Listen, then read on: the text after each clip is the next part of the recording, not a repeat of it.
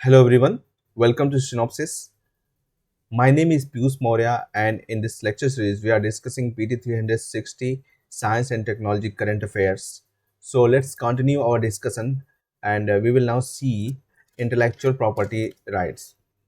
बौद्धिक संपदा अधिकार बौद्धिक संपदा अधिकार जो ये इंटेलेक्चुअल प्रॉपर्टी राइट्स है वो जो mind creation of the minds यानी मस्तिष्क के द्वारा जो भी क्रिएशन किया जाता है, जैसे कि कुछ खोज किया गया, इन्वेंशन किया गया, कुछ लिटरेरी वर्क मतलब साहित्य लिखा गया कोई, या कोई आर्टिस्टिक वर्क हो गया, जैसे कि कुछ म्यूजिक्स हो गए, कुछ आर्ट हो गए, ठीक है, या कोई डिजाइन बनाया गया, कुछ सिंबल बनाया गया, कुछ नेम्स या इमेजेस जो है जो कि कॉमर्स के क्षेत्र में यूज़ करते हैं उनको ढूंढा गया।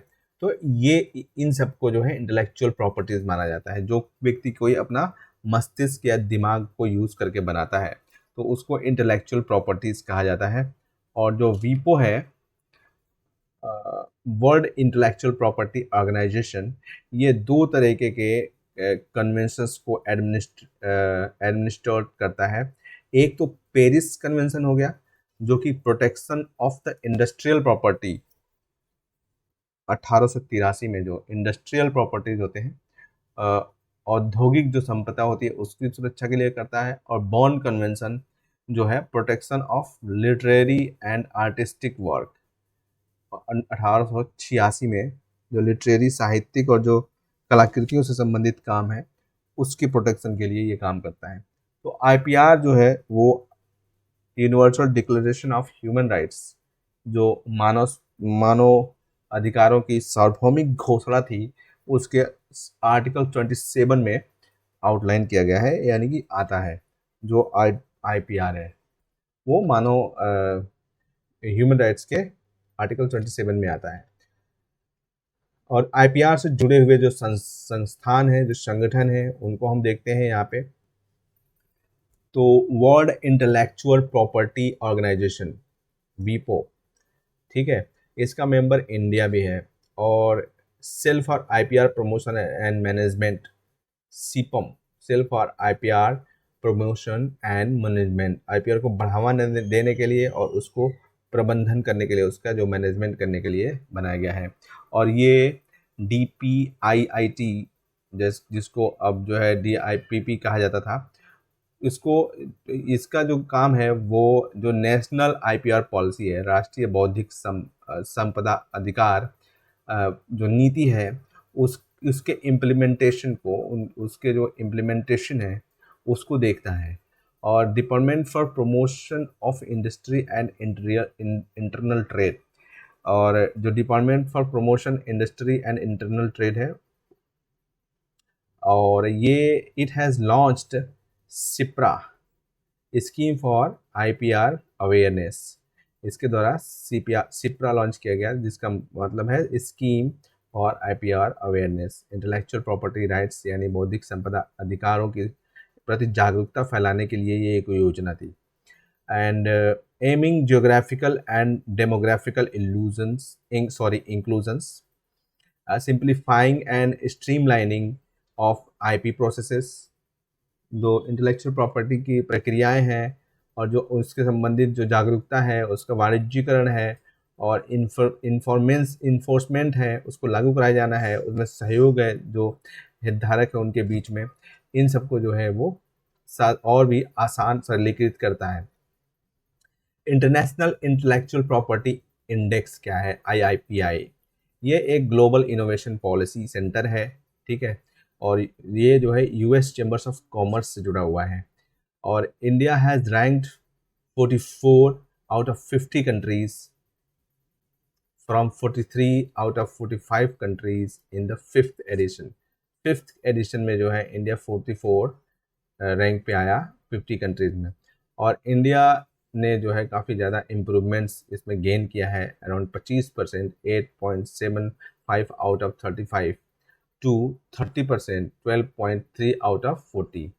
एंड WTO ट्रिप्स क्या है, ये agreement on trade related aspects of intellectual property rights, जो ट्रिप्स एग्रीमेंट था, ये minimum standard for the intellectual property rights protection के लिए जो है न्यूनतम मानक का निर्धारण करता था। और ये उरुग्वे राउंड में इस पर बातचीत की गई थी। जो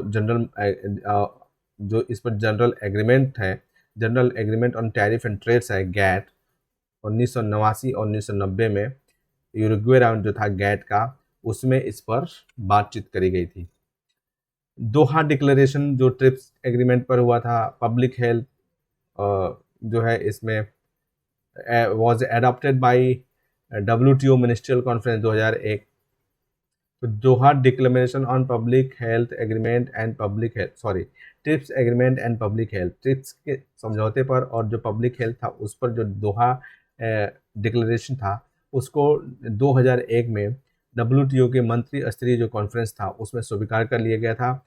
और फिर से जो है reaffirm flexibility of TRIPS for better access to essential medicine, जो जरूरी दवाएं हैं उस तक पहुंचने के लिए जो ट्रिप्स था उसकी लचीलेपन को लेकर के फिर से दोबारा प्रयास किया।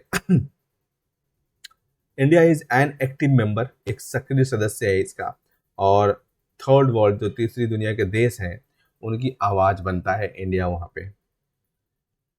टाइप्स ऑफ आईपीआर देखते हैं, आईपीआर के प्रकार कौन कौन से हैं। एक तो पेटेंट होता है। पेटेंट जो है ये एक किसी खोज के लिए दिया जाता है, खोज के लिए जो कि नया प्रोडक्ट है या नई प्रक्रिया के द्वारा बनता है, ठीक है। और ये नोवेल्टी, नॉन ऑब्वियसनेस या इंडस्ट्रियल यूज, इन सब कंडीशंस को मीट करता है, इन सब कंडीशंस के अकॉर्डिंग होता है। और इंडिया में जो पेटेंट्स हैं वो पेटेंट एक्ट 1970 के द्वारा गवर्न किए जाते हैं, और इसको 2005 में इसका संशोधन किया गया था और ट्रिप्स से जुड़े हुए जो कंप्लायंस थे वो इसमें शामिल किया गया था। ट्रेडमार्क क्या आता है? ये एक मार्क होता है, निशान होता है जो कि ग्राफिकली दर्शाया जाता है, ठीक है। ग्राफिकली उस पर बनाया जाता है कुछ ट्रेडमार्क, जो कि गुड्स और जो सर्विसेज होती हैं, जो वस्तुएं और सेवाएं होती हैं, one undertaking from those of the undertakings, किसी एक विशेष जो है कंपनी का यूनिट या फिर जो निर्माता होता है उसका एक ट्रेडमार्क उस पर लगाया जाता है। और जो ट्रेडमार्क्स है वो इंडिया में वो ट्रेडमार्क्स एक्ट 1999 के द्वारा गवर्न किए जाते हैं, और इसका जो संशोधन हुआ था वो 2010 में हुआ था। ट्रेडमार्क्स जो रूल्स जो 2017 है provides for ease of filing trademarks, 2017 का जो रूल्स बनाए गए थे, इससे जो ट्रेडमार्क्स के लिए एप्लीकेशन या आवेदन करना होता है उसको और ज़्यादा आसान बनाया गया, और ट्रेडमार्क फीस को जो है थोड़ा सही किया गया, ठीक है। And modalities for determining well known trademarks has been introduced for the first time. Copyright, copyright क्या होता है? कॉपीराइट जो होता है ये कुछ जो है क्रिएटर्स होते हैं, जैसे कि लिटरेरी यानी कि साहित्यिक, जिनके साहित्यिक काम जो कोई करते हैं, कोई नाटक बनाते हैं, कोई म्यूजिक बनाते हैं, कोई कलाकारी वाला काम करते हैं, या कोई सिनेमेटोग्राफिक फिल्म बनाते हैं, या साउंड रिकॉर्डिंग करते हैं, उनको कॉपीराइट दिया जाता है। और इस राइट के अनुसार जो क्रिएटर है उसको इसका फिर से पुनरुत्पादन करने के लिए और इससे रिलेटेड जो कम्युनिकेशन जो इस पब्लिक को पहुंचाने के लिए, एडॉप्टेशन एंड ट्रांसलेशन, इस वर्क का जो है ट्रांसलेशन कराने के लिए, ठीक है, वो इंडिया ये कॉपीराइट्स उनको दिए जाते हैं। Copyrights in India are governed by copyright act 1957। जो कॉपीराइट अधिनियम है 1957 का, उसके द्वारा इसको गवर्न किया जाता है। इंडस्ट्रियल यानी कि औद्योगिक डिजाइन। औद्योगिक डिजाइन क्या होता है कि ये industrial design consist of the creation of A shape, configuration और कंपोजिशन ऑफ पैटर्न और colour, a combination of pattern and color in 3 dimensions from the containing aesthetic value. Design in India are governed by Design Act 2000। इसमें जो है उसको आकार का बनाना, उसका configuration बनाना, ठीक है, उसमें क्या क्या चीज़ें शामिल की जाएंगी, कंपोजिशन जो उसका होता है, उसके कलर किस प्रकार से होंगे, ठीक है। और ये सारे जो है चीज़ें जो है एक इंडस्ट्रियल डिज़ाइन को परिभाषित करती हैं। और इसको जो है डिज़ाइन एक्ट 2000 के द्वारा गवर्न किया जाता है। जियोग्राफिकल इंडिकेशंस जीआई, ये भी काफ़ी इम्पोर्टेंट है। जो जीआई साइन है वो नेचुरल, प्राकृतिक या मैन्युफैक्चर्ड या विनिर्मित जो वस्तुएं होती हैं उनके लिए होता है, जो कि अपनी जो जियोग्राफिकल लोकेलिटी होती है, जिस जियोग्राफिकल या भौगोलिक क्षेत्र से वो आती हैं, ठीक है, उसको वो इंगित करते हैं, उसको दिखाते हैं, और ये एक सामूहिक अधिकार होता है। तो जीआई आर प्रोटेक्टेड सुई Gennaris means its own kind. जो जीआई होते हैं वो जो सुरक्षित सुई जेनेरिक होते हैं। सुई जेनेरिक का मतलब होता है कि इसका मतलब एक अलग ही है अपना, एक एकदम डिफरेंट ही टाइप का कोई उसका प्रकार होता है सुई जेनेरिक, या इसको कह सकते हो आप कि अद्वितीय टाइप से होता है, ठीक है। और जो जियोग्राफिकल इंडिकेटर है इंडिया में, वो जियोग्राफिकल इंडिकेशन एक्ट 1999 के द्वारा गवर्न किया जाता है, और जो कंट्रोलर जनरल है पेटेंट्स के, डिजाइन्स के और ट्रेडमार्क्स के, वो इस एक्ट को देखते हैं। और it is complaint with the WTO trips, और डब्ल्यूटीओ ट्रिप्स के साथ जो है ये जुड़ा हुआ है। और GI is also covered under Paris convention for protection and industry properties. जो पेरिस कन्वेंशन है, जो औद्योगिक संपत्ति की सुरक्षा से संबंधित सम्मेलन है, उससे भी ये जुड़ा हुआ है। प्लांट ब्रीडर्स राइट्स और प्लांट वैरायटी राइट्स, पीबीआर या पीवीआर। जो प्लांट ब्रीडर्स राइट्स है या प्लांट वैरायटी राइट्स है, तो ये इंटेलेक्चुअल प्रॉपर्टी राइट्स है, बौद्धिक संपदा अधिकार है, और granted to breeders of the modified variety of the plant. कोई एक मॉडिफाइड वैरायटी जो होती है पौधे की, उसको जो उगाने वाले होते हैं, ठीक है, उनको ये दिया जाता है। और उनको ही कुछ एक्सक्लूसिव राइट्स दिए जाते हैं, जैसे कि कुछ जो कि culture, harvesting methods, marketing for the number of years, बरसों से जो है मार्केटिंग करना, इन सब के दृष्टि से उनको दिया जाता है। और it is governed bye international convention for protection of new varieties of plants और ईपीओवी कन्वेंशन 1971।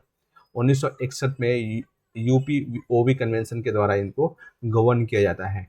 भारत में इनका इनको जो है प्रोटेक्शन ऑफ प्लांट वैरायटीज और फार्म किसानों के अधिकार से जो फार्मर्स राइट्स एक्ट है 2001, उसके द्वारा इसको गवर्न किया जाता है। और the WTO TRIPS agreement, WTO TRIPS agreement क्या है? ये इसमें जो है requires members to provide protection for plant varieties. जो इसके मेंबर्स हैं उनसे उम्मीद की जाती है कि वो जो प्लांट की वैरायटीज होती हैं, पौधे की जो विविध प्रकार होते हैं, ठीक है, उनको सुरक्षा प्रदान किया जाए। और जो अधिकांश जो देश हैं वो इस ऐसा जो है यूपीओवी कन्वेंशन कंप्लायंस लेजिस्लेशन के द्वारा करते हैं।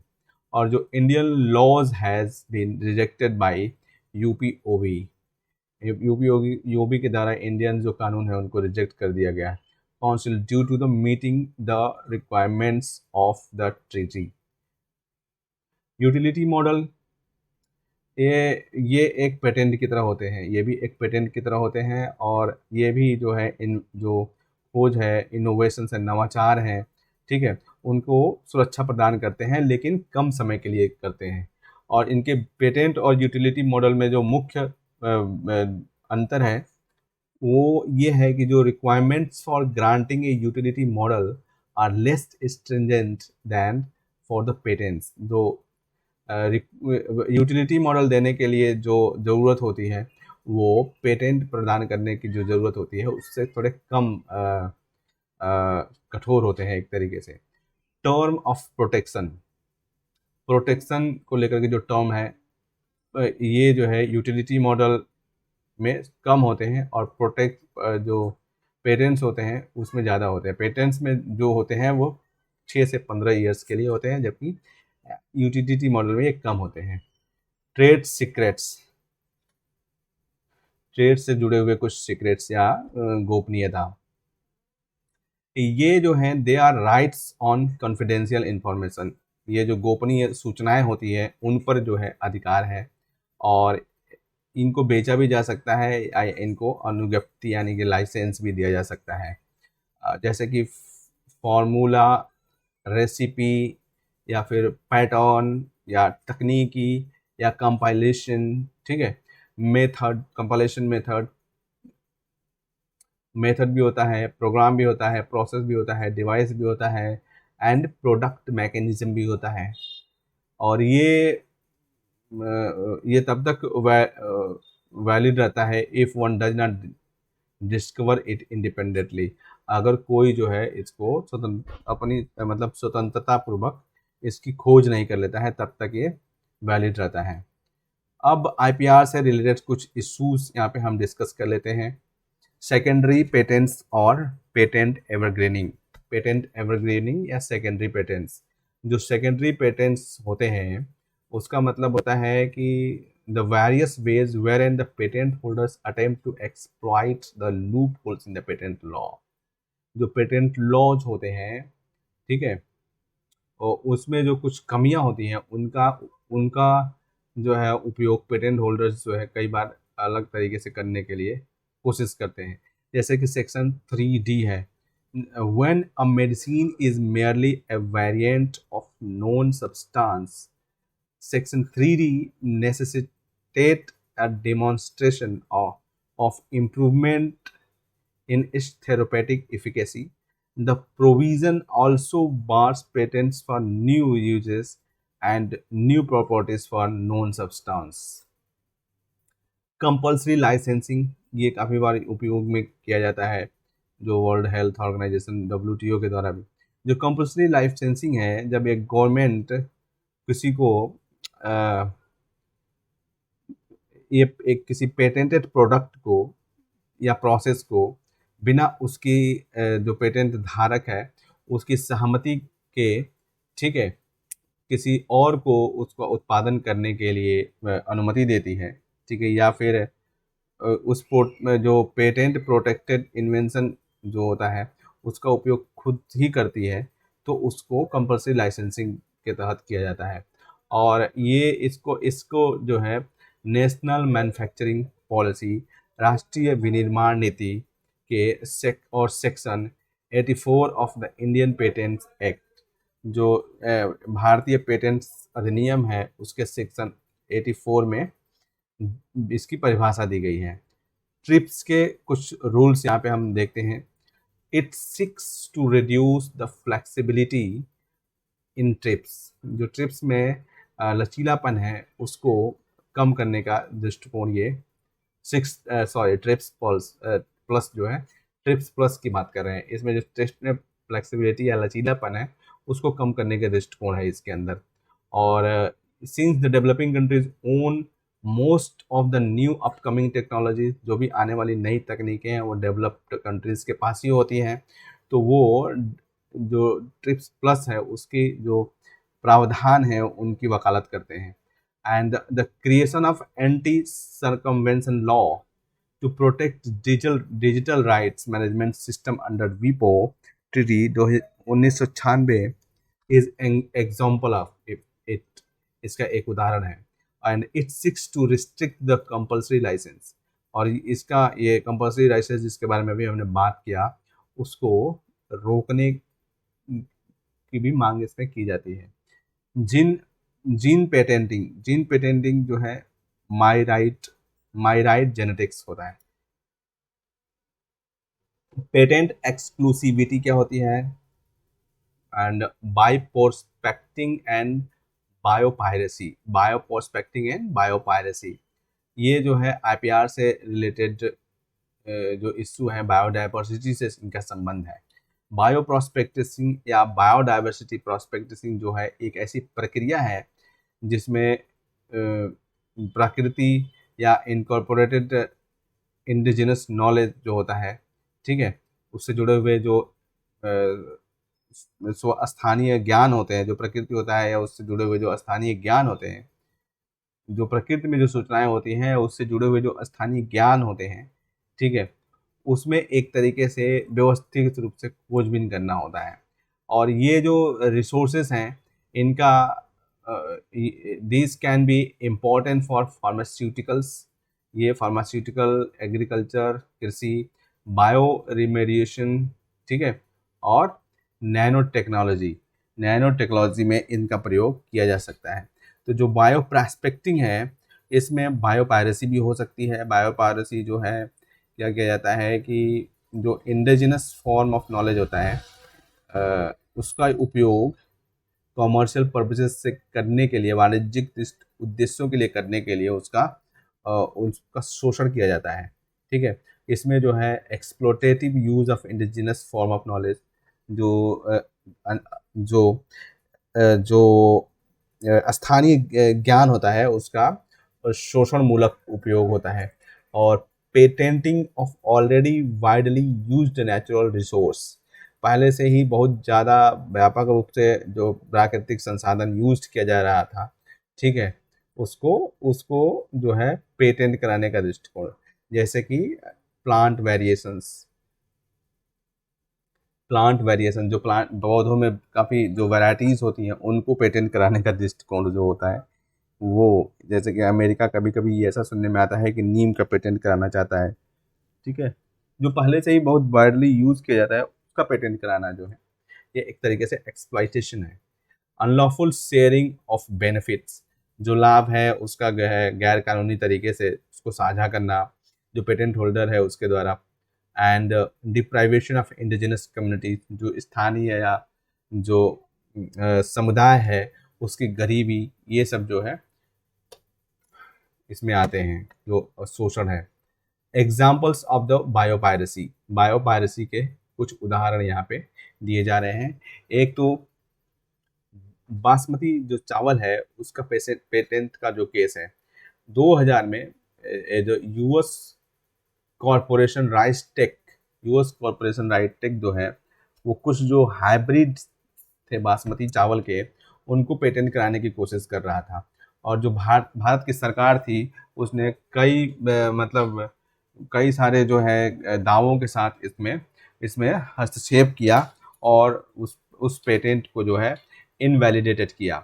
और नीम के पेटेंट का केस जिसके बारे में अभी हम बात कर रहे थे, एक जो यूरोपियन पेटेंट जो है इसमें 1994 में ये कहा गया था कि जो method of the controlling fungal infection using extract of the Neem tree, जो फंगल इन्फेक्शन होता है उसमें नीम के पेड़ का जो उपयोग करके फंगल इन्फेक्शन को हटाया जाता है उसको पेटेंट कराने की कोशिश करी गई थी। 2000 में ये पेटेंट शख्स जो है इसका अपोज हुआ, काफ़ी विरोध हुआ और इसको जो है हटा दिया गया on the basis that the fungicidal activity of neem extract had long been known in Indian traditional medicine. इस आधार पर इसको अपोज किया गया, इसका विरोध किया गया कि जो नीम की जो गुण है, जो फंगिसाइडल एक्टिविटीज़ को हटाने को दूर करने का जो नीम का गुण है वो बहुत पहले से ही जो भारतीय परंपरागत मेडिसिन्स हैं उसमें था, इसलिए इसका अपोज किया गया। IPR related current affairs, IPR से जुड़े हुए कुछ करंट अफेयर्स, जो नेशनल आईपीआर पॉलिसी है 2016 में, and the new IPR policy introduce with the slogan of creative India innovative India. ये क्रिएटिव इंडिया और इनोवेटिव इंडिया के नए स्लोगन के साथ जो है लॉन्च किया गया।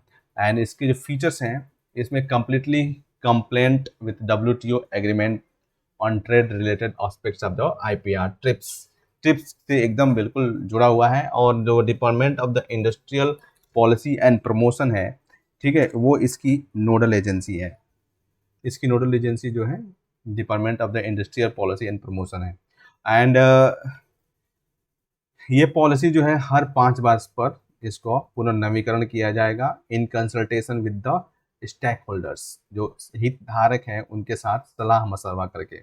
और ये पॉलिसी जो है कंपल्सरी लाइसेंस को रिटेन करेगी और provisions in spite of the EU and US objections, जो कंपल्सरी लाइसेंसिंग का प्रोविजंस है उसको फिर से रिटेन किया जाएगा। और वो जो है यूरोपियन यूनियन और US के विरोध के बावजूद भी ऐसा किया जाएगा। और it is as inconsistent with the WTO TRIPS agreement, क्योंकि ये जो है WTO ट्रिप्स एग्रीमेंट के से असंगत है। and the policy suggests incentives such as tax benefit and fee waivers to increase research and development and IP creation to strengthen the Make in India Startup Digital India initiatives. The policy promotes utility patents.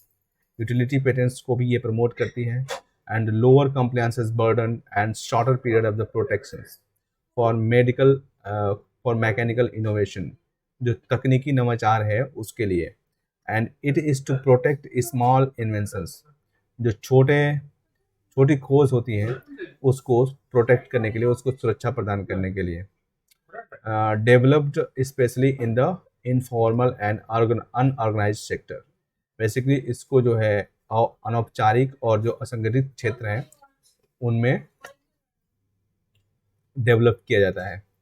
Shipra scheme जो है ये scheme for IPR awareness जो intellectual property rights के संबंध में जागरूकता फैलाने के लिए ये अवेयरनेस प्रोग्राम लॉन्च किया गया था और ये जो है cell for IPR promotion and management CIPAM के द्वारा लॉन्च किया गया था। आईपीआर नानी जो है एक मैस्कॉट है फॉर अवेयरनेस जनरेशंस जो है जागरूकता पैदा करने के लिए एक मैस्कॉट बनाया गया है।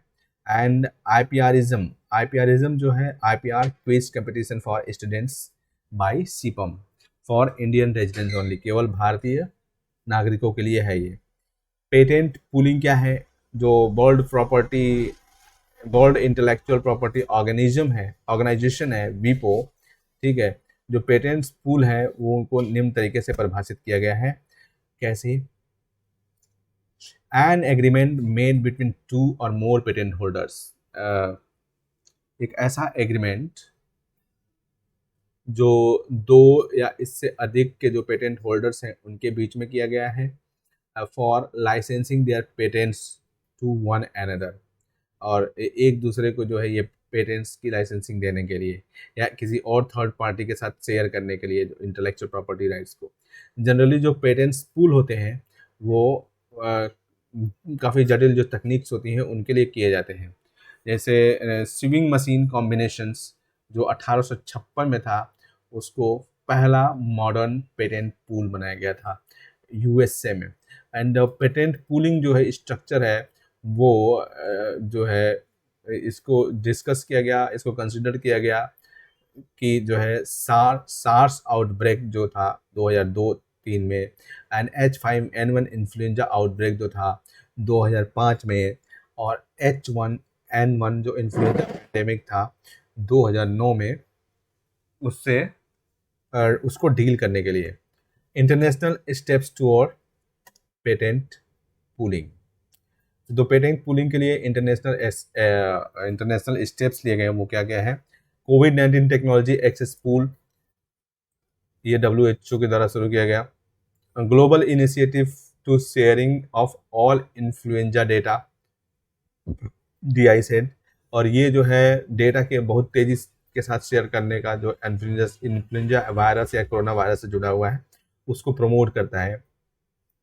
मेडिसिन्स पेटेंट पूल MPP ये जो है जेनेरिक जो ड्रग्स होते हैं जेनेरिक ड्रग्स जो है HIV TB हेपेटाइटिस C इनके डेवलपमेंट्स को फैसिलिटेट करने के लिए है। जेनेरिक ड्रग्स का मतलब क्या होता है ऐसे ड्रग्स जो ब्रांडेड नहीं होते हैं ब्रांडेड की ही नकल होते हैं लेकिन वो जैसे कि काफ़ी चीप होते हैं सस्ते होते हैं और अफोर्डेबल होते हैं ठीक है।